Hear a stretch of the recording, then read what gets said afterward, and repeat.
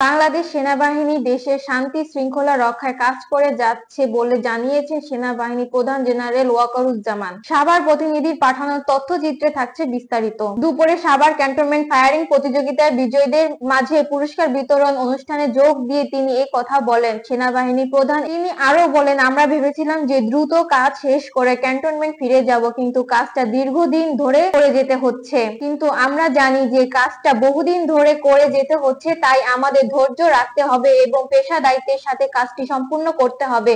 সুতরাং দেশ ও জাতির জন্য আমাদের কাজ করে যেতে হবে এবং যতদিন আমরা দেশে একটা নির্বাচিত সরকার না পাই ততদিন শান্তি শৃঙ্খলা রক্ষায় আমাদের কাজ করে যেতে হবে। দায়িত্ব পালনের সময় উচ্ছৃঙ্খল কাজ করা যাবে না, এটা আমাদের খেয়াল করতে হবে এবং কাজ করতে গিয়ে বল প্রয়োগ করা যাবে না। যেটা না করলেই নয় সেটুকু বল প্রয়োগ করে কাজ করতে হবে বলেও বলেন তিনি। এই সময় সেনাবাহিনী প্রধান নিজে ফায়ারিং অংশগ্রহণ করেন। এই সময় সাভার সেনাবাহিনীর ৯ম পদাতিক ডিভিশনের জিওসি মেজর জেনারেল মঈন খান সহ সেনাবাহিনীর ঊর্ধ্বতন কর্মকর্তা উপস্থিত ছিলেন। প্রতিযোগিতায় প্রথম স্থান অর্জন করেন ৩৩ পদাতিক ডিভিশন আর রানার আপ হয়েছেন ৭ ব্রিগেড ডিভিশন। এবার সিএস ট্রফি ফায়ারিং প্রতিযোগিতা ২০২৪-এর মেজর ইউনিট সমূহের মধ্যে জেনারেল অফিসার কমান্ডিং ৯ পদাতিক ডিভিশন ও এরিয়া কমান্ডার সাভার এরিয়া, অন্যান্য পদবী সৈনিকবৃন্দ, আসসালামু আলাইকুম। একটা অত্যন্ত গুরুত্বপূর্ণ ইভেন্ট। বাংলাদেশ শান্তি শৃঙ্খলা রক্ষার কাজে আমরা ব্যস্ত। দেশ ও জাতির জন্য এই কাজটা আমাদের করে যেতে হবে।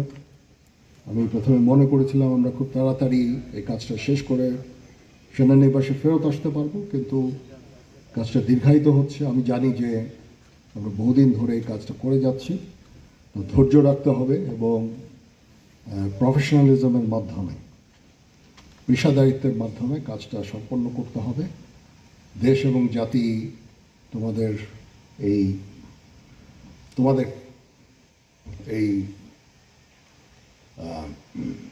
এই সার্ভিসটা তাদের জন্য অত্যন্ত গুরুত্বপূর্ণ।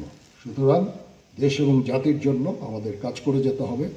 যতদিন না আমরা একটা নির্বাচিত সরকার পেয়ে যাই এবং দেশ একটা শান্তি শৃঙ্খলার মধ্যে আসে, আমাদের এই কাজটা করে যেতে হবে। ততদিন পর্যন্ত ধৈর্যের সাথে এই কাজটা করে যেতে হবে। ডিপ্লয়মেন্ট থাকার সময় এই উচ্ছৃঙ্খল কাজগুলো করা যাবে না, এদিকে আমাদের নজর রাখতে হবে। কোনো ধরনের উচ্ছৃঙ্খল কাজ যেন না হয়। বল প্রয়োগ করা যাবে না।